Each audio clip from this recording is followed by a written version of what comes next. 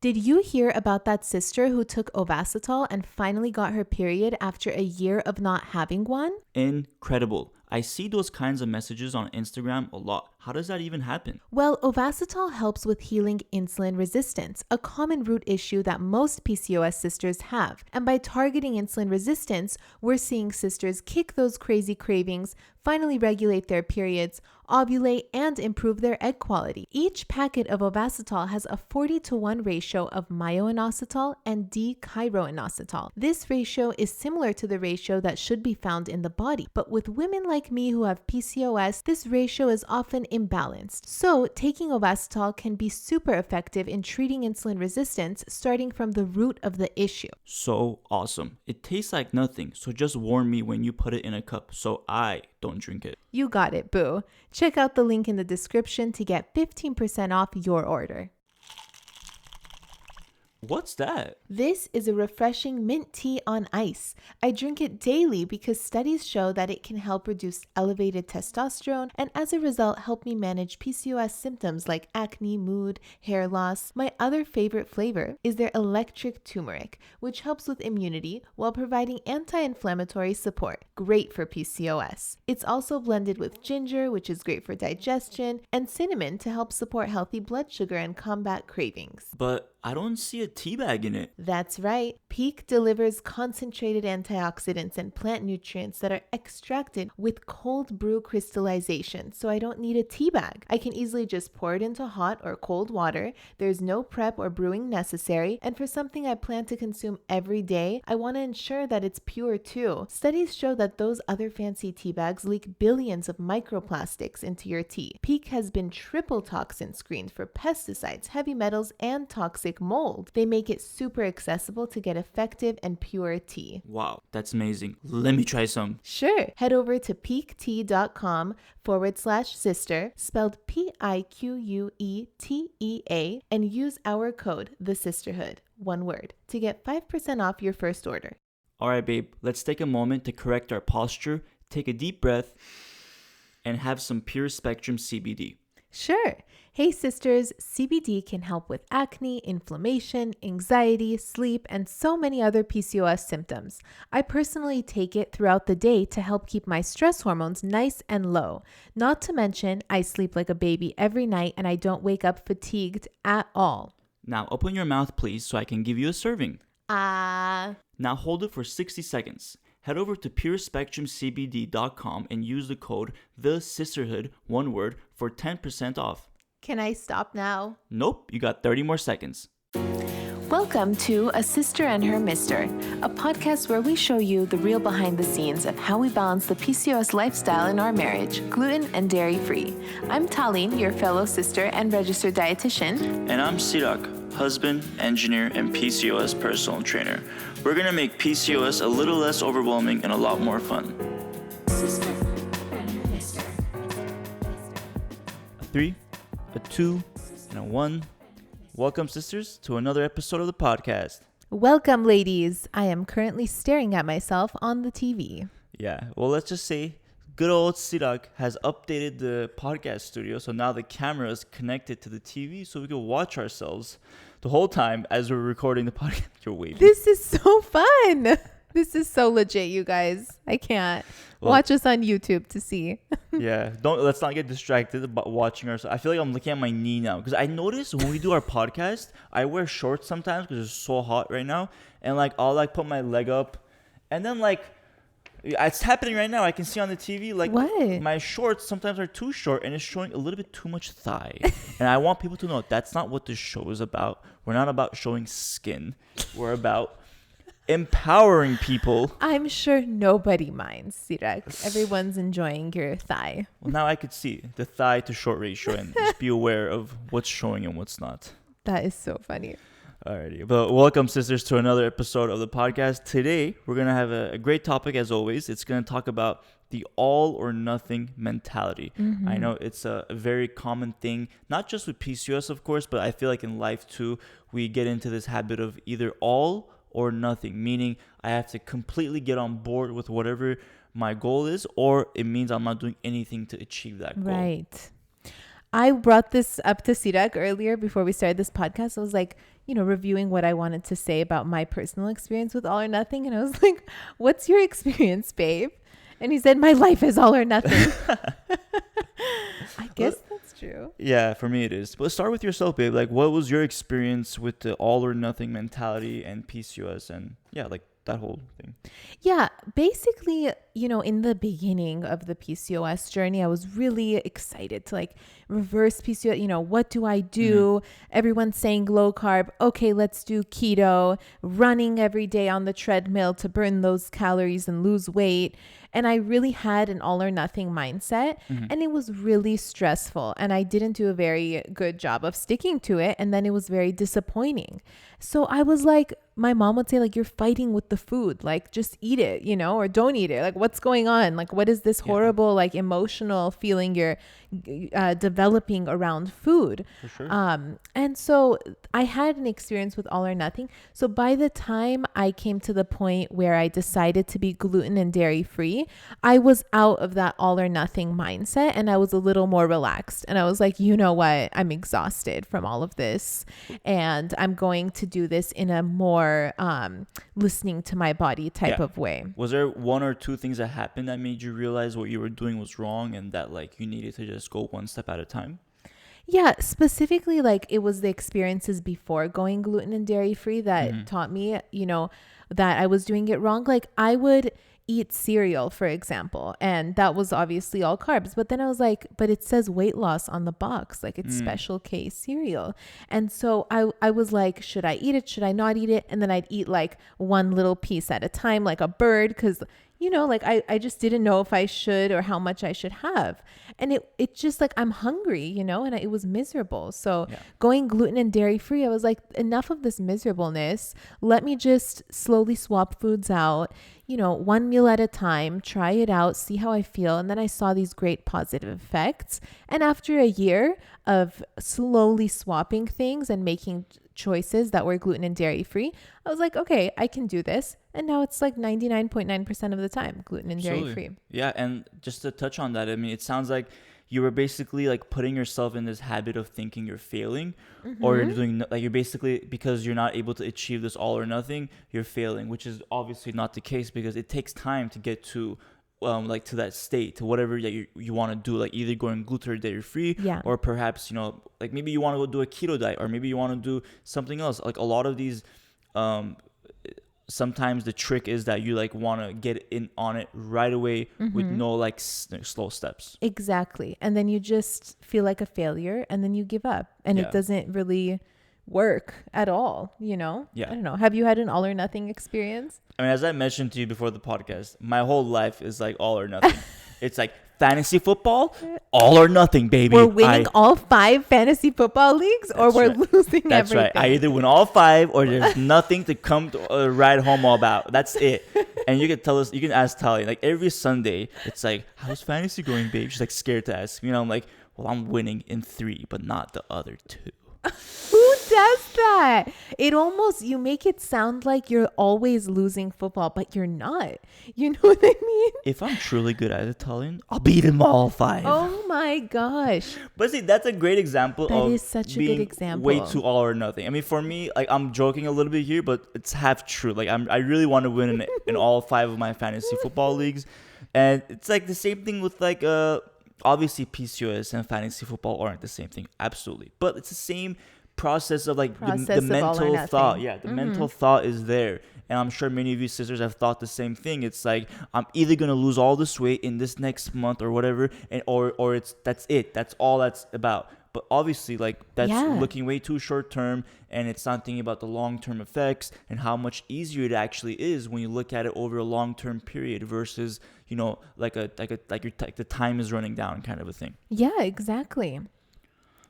So we have some great tips for you. Not to worry, sisters, but I just want you to think about it. Do you have an all or nothing mindset? Sometimes we're not even aware of it because we're so passionate about trying to reverse PCOS. Yeah. So if you've ever thought some of these, then perhaps you have bumped into the all or nothing mindset. I ate so badly this week. What do I do to detox all of this food? I'm happy you said this one, because that word detox So triggering. is such a triggering word. And honestly, sisters, if you don't know, like, it's commonly used as like a tactic, like a marketing tactic. Let's just say, like, oh, it's 7-day detox diet, or let's do apple cider vinegar to detox your body.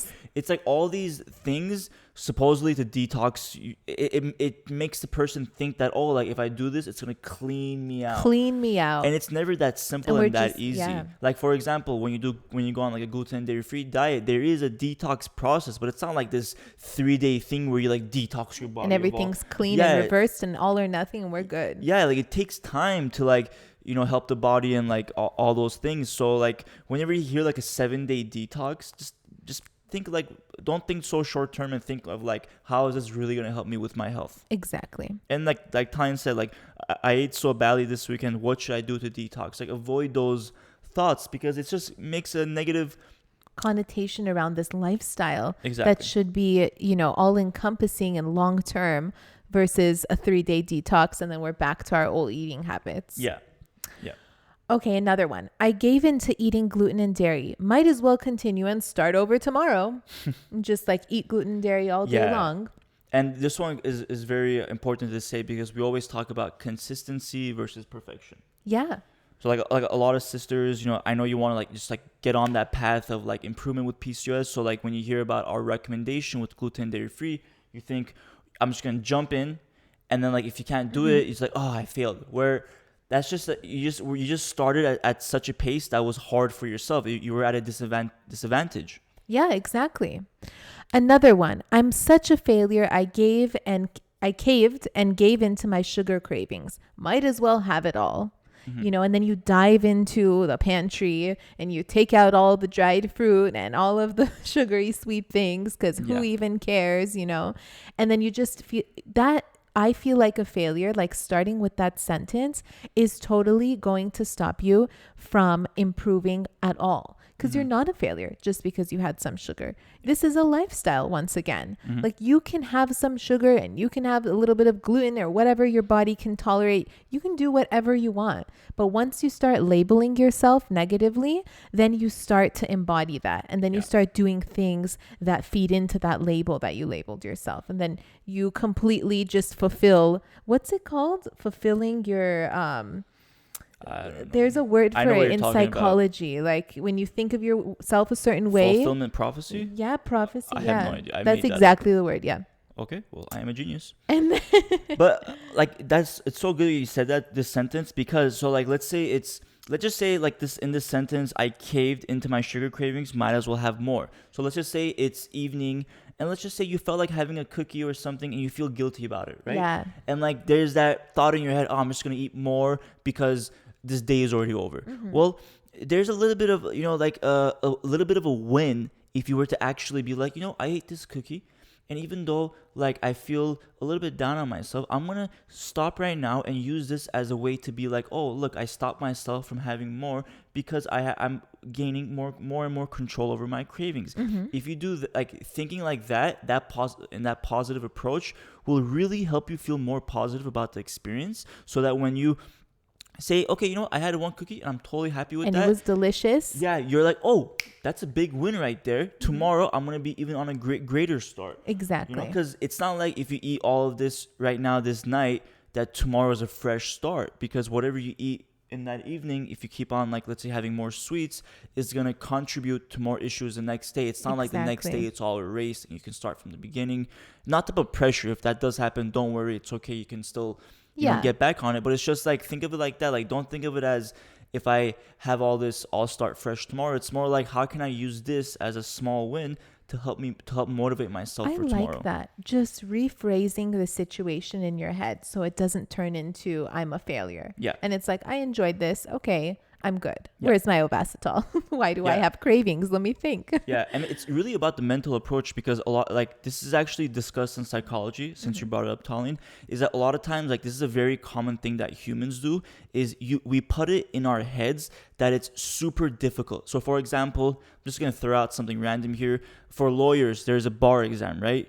And it's very commonly known that the bar exam is super hard, very hard to do. So if you know this in your head, this mentality of it's super hard, it's impossible to pass in certain states, blah, blah, blah, you're going to go into that test and the studying super stressed out. You're going to think that it's really hard for you to do this, almost that it's impossible. Maybe you're going to think that you're not good enough. All these things that are not true. Whereas if you were to go into it more positively, like saying, oh, I don't know what the stats are, but let's just say 3/4 of all lawyers pass this exam, which is majority. Or, my cousin who's a lawyer passed this exam the first time. Like if you think of if you think of a more positive approach, that a lot of lawyers pass this exam, and that's going to tell you, oh, if all these people pass, why can't I pass? Oh, I got this thing. So it's not that it's difficult. It's more like the mentality that you're going into this with. And Talian's phone rings. It's only like the 48th episode. It's an alarm to say post. It's 12 o'clock. I like that example though about the lawyers. They're going into a test and having studied and being completely prepared, but then convincing yourself that you're not prepared, and then you fail because your mind wasn't right. Yeah, just because you've heard from so many people, it's so hard. It's so hard. But, someone even asked that on the live earlier, like fertility. So many women are struggling with fertility. Should I be worried? Why are we jumping onto that wagon? Like there are all these solutions we haven't tried yet. All of these things that are really helpful for our symptoms before we even want to get pregnant. Why should we jump into that just because you read about it on Google? That's, women with PCOS struggle with the fertility. Doesn't mean that's going to be true for you. Yeah, exactly. Anyways. Exactly. So yes, many of us are struggling with an all or nothing mindset. I mean, who could live up to these unrealistic standards 100% of the time, being perfectly gluten and dairy free, perfectly low carb, no sugar whatsoever? It's just a mentality that doesn't work long term. Yeah. And remember, there's no one in this world that's perfect, including my wife. Oh my God. How really, dare you? Is there anybody that's perfect with anything? With their personality, with their diet, with anything? Nobody is perfect, sisters. Just always remember that. If you have like an idol, maybe someone you really look up to, maybe a family member, maybe a celebrity, maybe someone, whoever it is, just know that person is not perfect. What you see on TV or when you see that person or whatever is just only what you see. You don't know what they're going through in their personal life and all that. So that being said, you're perfect just the way you are. That's with all exactly the imperfection. Right. Look at Talian, just like overdoing me right there. Oh, no, I just had to say that because you said no one's perfect, but what, sisters? You're perfect. Talian's completely right, and I only say no one's perfect, so you don't have to put yourself on the pedestal to next to someone. Exactly. My English is not so good. Okay, so we're going to go into now the 3 steps to breaking the all or nothing mentality. How to break those chains so that you're not limited mentally or physically by these by this mentality. Okay, the first tip I got is don't do anything too drastic too fast. Set realistic expectations for yourself and share them with someone who's supportive, like a partner or a friend, anyone who's around you that's really cheering you on and not judging you through the journey. Because the last thing you need is someone judging you, because now you're trying not to judge yourself. You know what I'm saying? Yeah. When someone's like feeding that into your brain, it's not very helpful. So basically, if you're like thinking of it this way, some people want to go completely gluten and dairy free all at once. Okay. Then you kind of feel like a failure if you haven't. You can try doing gluten free first. You can try just doing breakfast gluten-free first.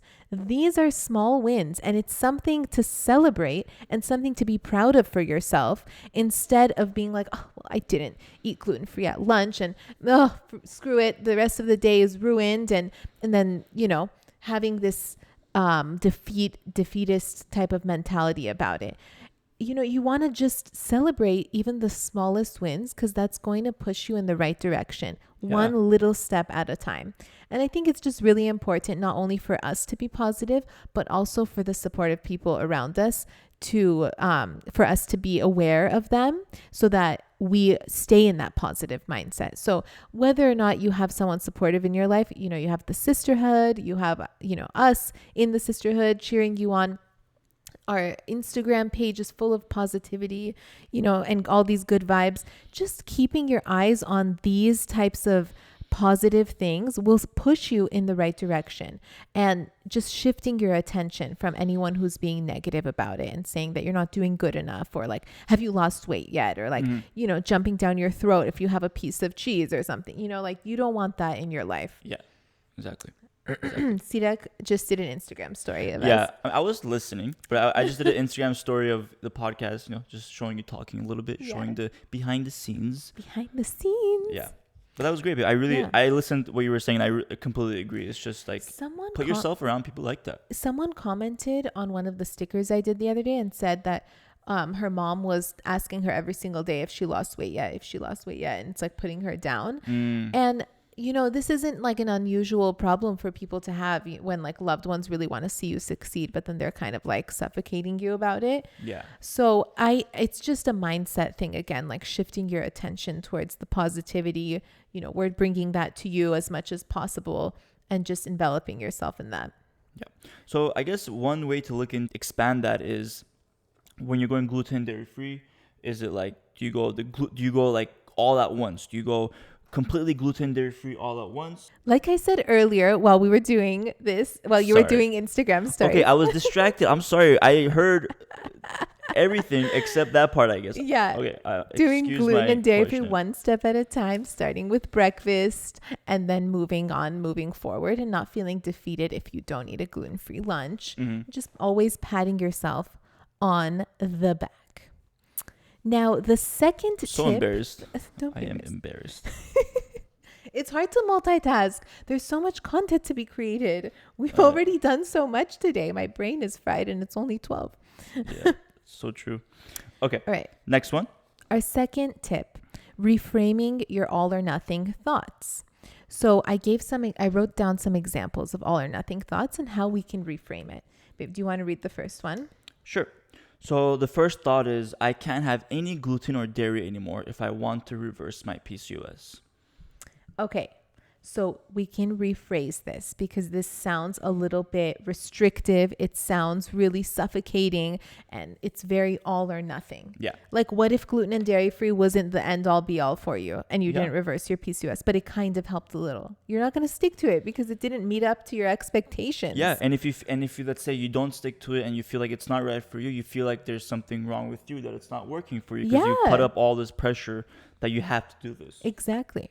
So I like to rephrase this with, I'm going to try to slowly shift my lifestyle toward eating gluten and dairy free to see if it is right for my body. If it doesn't feel right for me, mentally or physically, I can stop. There are other ways to help my PCOS. I'll give this a shot. This is open-minded. Yeah. This is not all or nothing. So much more positive. This is relaxed. Yeah. Take a deep breath. Smell the roses. Okay, we have another example. Next one is, I can't have any carbs because I have PCOS and I have to lose weight to get pregnant.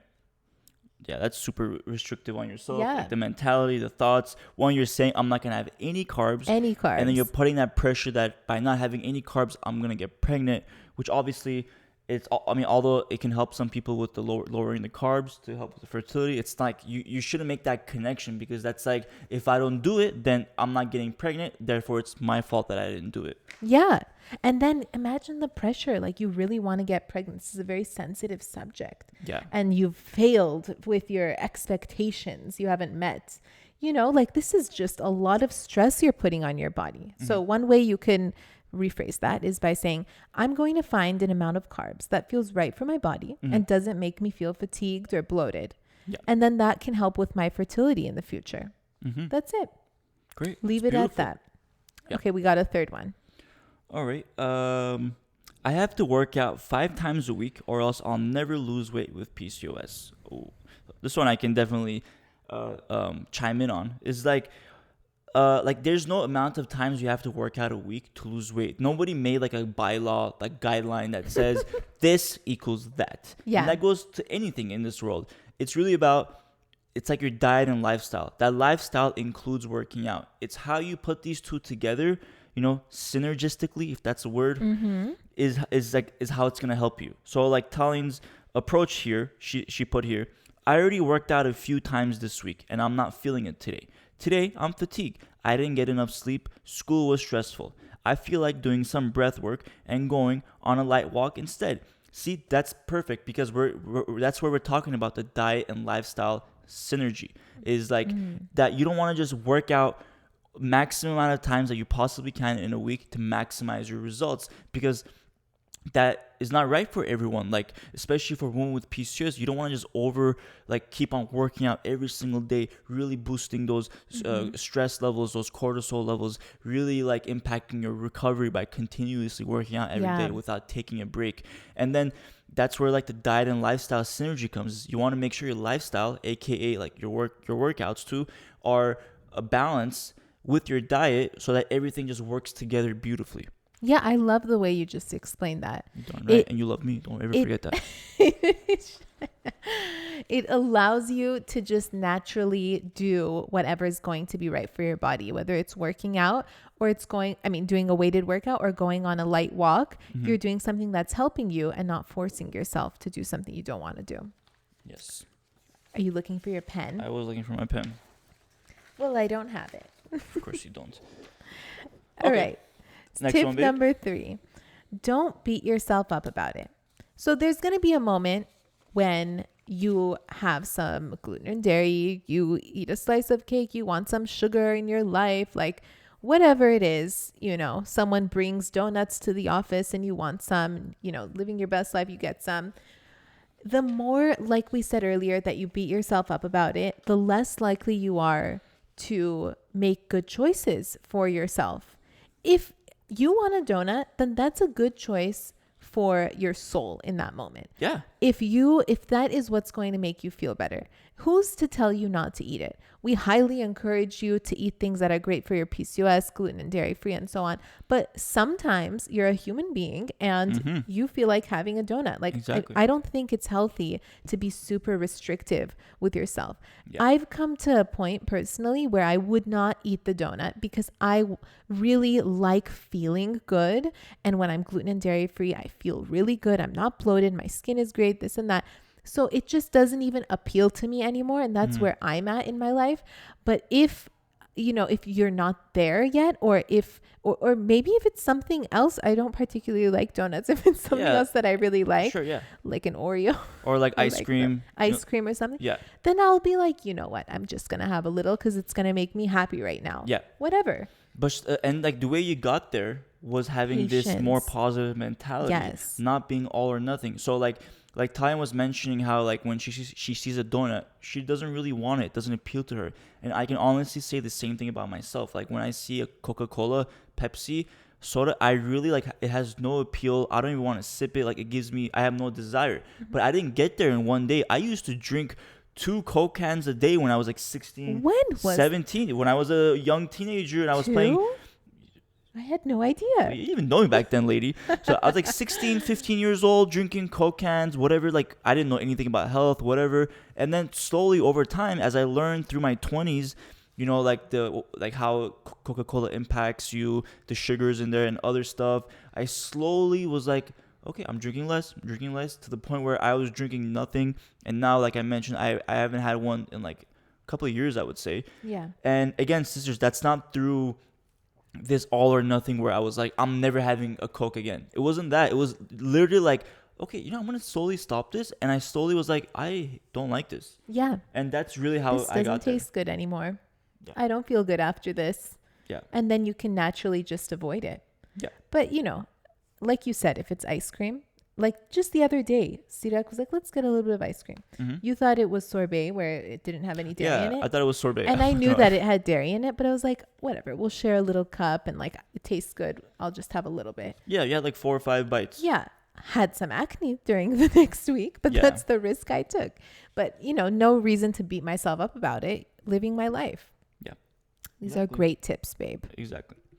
All right. So, I mean, we went through our main tips, but we're not going to stop there. So like if you feel like possibly you're alone in how you're feeling about, oh, like when I slip up I'm messing up, or perhaps like you feel like only you're thinking all or nothing. So we asked this question in the community, in the PCOS community on our Instagram page, pcos.weightloss, to see how everybody else feels, just so that we can all feel like we're in the same boat here, because it's very common to think all or nothing. Yes. So we asked, the question that we asked on our Instagram was, what is your thought process when you accidentally slip up when it comes to the PCOS diet and lifestyle changes?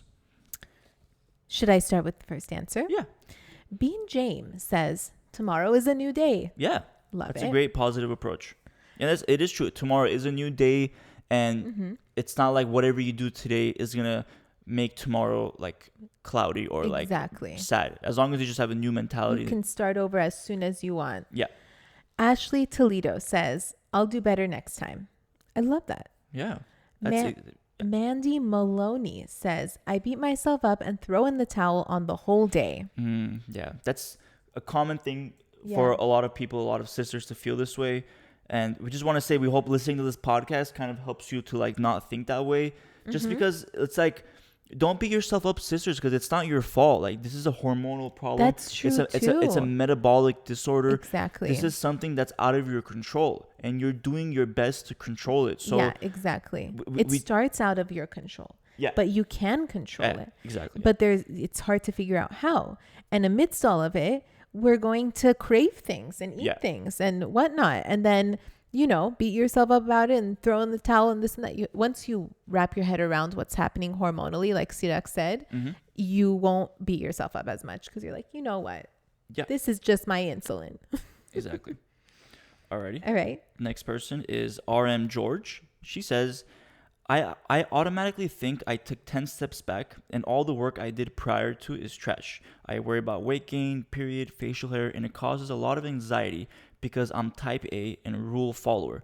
I'm learning to give myself grace. I like the ending to this. I'm learning to give myself grace. Yeah, and it sounds like, like she's a type A, which I believe, I don't know what, there's a type A and type B personality. Type A is when you're like very diligent at things and everything is a little bit perfectionist, and everything just has to be all or nothing. Type A. Okay. So like that perfectionist mentality, which I personally have myself. A lot of times I'm too perfectionist when it comes to like a lot of things that I do, and I end up wasting a lot of time because I'm spending too much time on it. But stressing yourself out over something. Yeah, like this podcast. You guys have no idea the amount of hours, extra hours, like unnecessary hours I've spent editing the audio on this podcast to make it sound as crisp and high quality as possible. Round of applause for Sirak's editing skills, everyone. So unnecessary, like honestly though, because it still sounds good, but I will spend the extra hour or two just to make it super nice. Well, there's always a positive to that. I gotta say, if it wasn't for your like perfectionist mentality, we would have never bought like great mics like this or figured out how to connect the computer to the TV like this or this lighting situation. You mean the camera to the TV, because camera it's very to easy the TV. to connect the computer. I don't want people to think that I'm that like behind the scene. So going back to RM's message here, where she said, actually I like what you said there. Like sometimes that perfectionism can help you, or like there's a positive to it. So like it sounds like RM George says, I'm type A. Well, first be proud of being a type A, and that how it has helped you so many times. And in this instance, she says, I automatically think I took 10 steps back and all the work I did prior to is trash. Well, is it? Because let's think about it. Let's just say you were going on a gluten dairy-free diet, let's just say for a couple weeks, and you're seeing all these improvements with acne and with, let's just say hair loss or fatigue, so much improvement. And then let's say you eat one meal that you feel is not good. Do you really think all that is trash? No, because you took so much, there's so much progress that happens with like that acne healing, the hair loss reversing. Those are signs that your body is improving. So one meal isn't going to just erase all of that. Yeah. Think of the bigger picture. Look at all of your wins and then notice how much more wins there are than moments that you, lose control and you give into your cravings or whatever. Yeah. There are probably way more wins than that one moment that disappointed you. If you focus on that negative, you're going to take 10 steps back and you're going to throw everything in the trash and you're not going to continue to take care of yourself, and you're just going to label yourself in, one type of way, and that's it. Yeah, exactly. So, alrighty. Next message was from Sailor Moon. She says, Today, I ate a whole bag of quinoa chips. It's okay to mess up. Just do better tomorrow. I love that. Very positive. Hey, And you chose quinoa chips. exactly. It's not That's a win like- right there. Yeah, that's Yeah. how I would look at It's it. not like it's like Doritos or like, something where yeah. it's like a lot of empty calories. Yeah, I mean, maybe it's more carbs than you probably can handle. A whole Sure, yeah. bag. I don't know how big the bag is, but it was quinoa chips. You're making one, at least it was gluten free. You're making one step. I feel this myself because we eat bean field chips, which is basically chips made out of beans. Mm-hmm. And I feel so much better when I eat bean fields compared to, what's it called? Like Doritos or something Doritos? like Oh, that. for sure. So like to me, even though like I feel like, oh man, I ate too much, to me, I still feel a lot better than if I had ate like Doritos or something like that. Yeah, totally. All right. Before we go on to the wins of the week, where we pick basically a sister who is managing her PCOS, taking a huge step, or lost weight, whatever her goals are, and we basically read them on the podcast. This week we have 2, but before we get there, I actually wanted to read a message from the PCOS hotline. So if you don't know, we actually have a hotline where you can call in and leave a voicemail that we'll go ahead and play on this podcast, and people will hear your voice and will answer your question directly. You can also leave a text message on the hotline, and today we're going to actually read a text message. The text message came from Anonymous, and she asked, what is more important to start with, diet or working out when it comes to PCOS? Great question. I think this is honestly, I think this question would relate not just to PCOS, but also to like almost everyone who's trying to lose weight. And when it comes to diet and working out, they go hand in hand. Honestly, the most important thing to start out with is diet, because if you're working out and working out, let's say 3 to 4 times a week, there's only so much that it will help if your diet is not good. So it's really important to get the diet down first, and then incorporating the workouts to make sure you're getting the results that you want. Because if you're not doing the diet and you're just doing the workouts, you're not going to really see those results. But if you just do diet without the working out, you'll actually see results That's over a so long true. period of time. Yeah.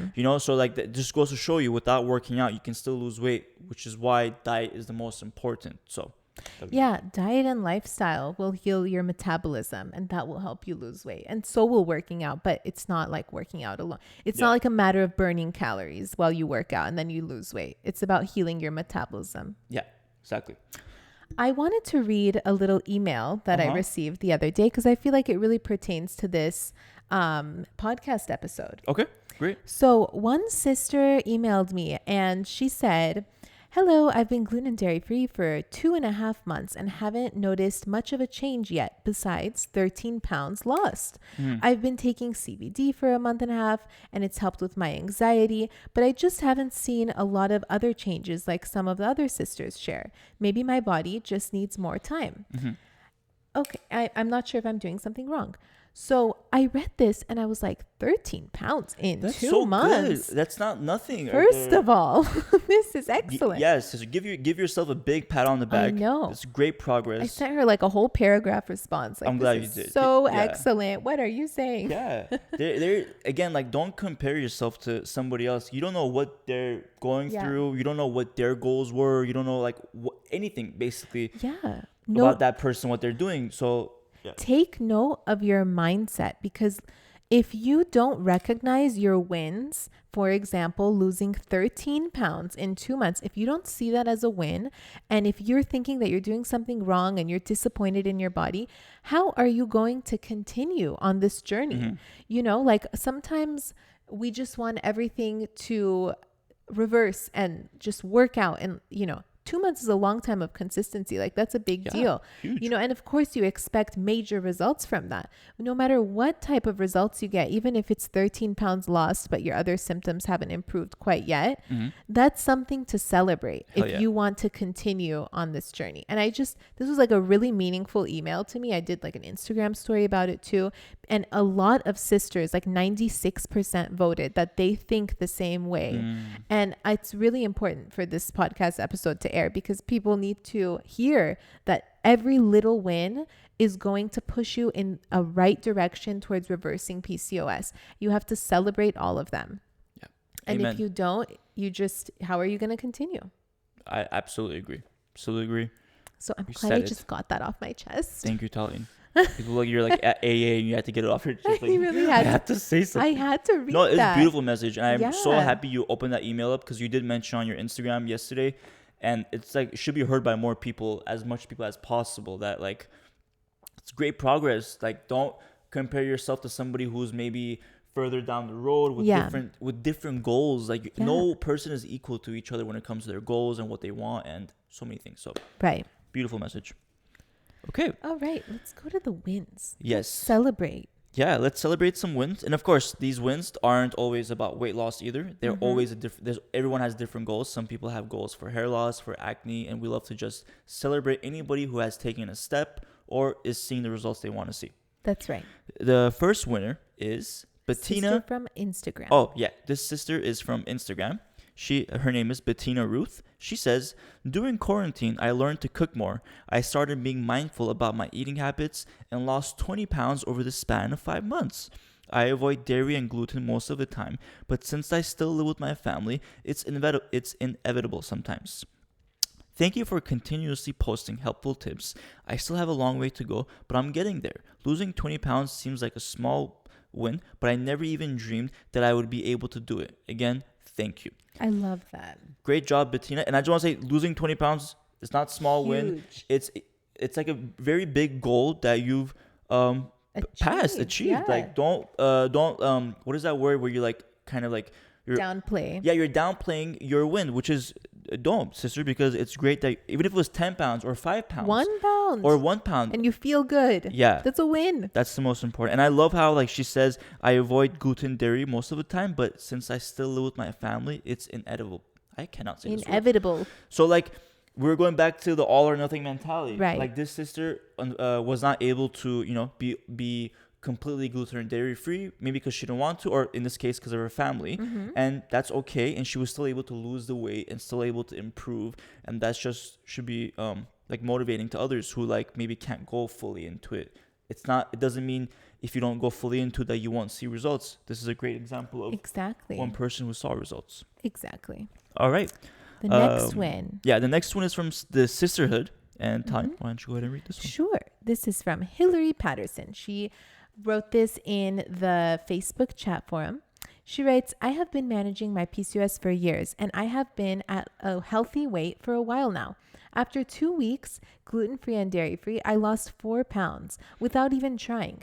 I've been eating 100 grams of carbs a day for a decade, but this new gluten and dairy-free lifestyle is the only time that I have felt full and satisfied. My cravings have vanished. Gluten, dairy-free is so simple, and it feels like magic. Amazing. I am sleeping better, I am happier, and I feel so in control of my body. That is awesome, Hillary. I love that. Yeah, I just love the feeling so control of your body. I know. I mean, 4 pounds is great, but all these great improvements in your symptoms and just feeling in your body is even better. Honestly, it's just so good to hear that. Yeah, personally, like I love hearing when people are feeling better versus just like obviously like losing weight if that's your goal. That makes you feel better. Yeah, 100%. But I love. It sounds like she was at like ideal weight, anyways. Yeah, because like really the most important thing is feeling better about yourself. Yeah. If that's through losing weight or if that's through other means, we're always here for you. Yeah, exactly. Awesome. What a great episode. We hope, sisters, you enjoy that. Why it's important to not think about the all or nothing mentality. And it's important to have supportive people around you that's not going to put you down, but also support yourself. Yeah, exactly. Be your own cheerleader. Yeah. Celebrate every little win. Always pat yourself on the back. You're doing a great job, sweetie. Yes. As Kris Jenner would say. Oh, is that Kris Jenner? Yeah. Okay. What does Lord Disick say? I don't know. What does Lord Disick say? I want to know. I don't know. What's his go-to phrase? I don't watch Kardashians, but I love Scott Disick. We'll figure it out and we'll use it on the next episode. Okay, we'll do that. All right, sisters. Make sure you're following us on Instagram, PCOS.weightloss, because we have our daily tips and so much more there, as well as subscribing to our YouTube channel where we'll be posting more and more videos. And that is the end of this episode, I think. Yes. Stay tuned, sisters. More content to come. Yes. talk to you guys next week. Bye. Bye. If you enjoyed listening to this podcast, you have to come check out The Sisterhood. It's my monthly membership site where sisters just like you are learning how to move through the stages of PCOS. From stage 1, cold and alone at the doctor's office, to stage 5, nailing the PCOS lifestyle, gluten and dairy free. Get ready to finally feel in control of your body again.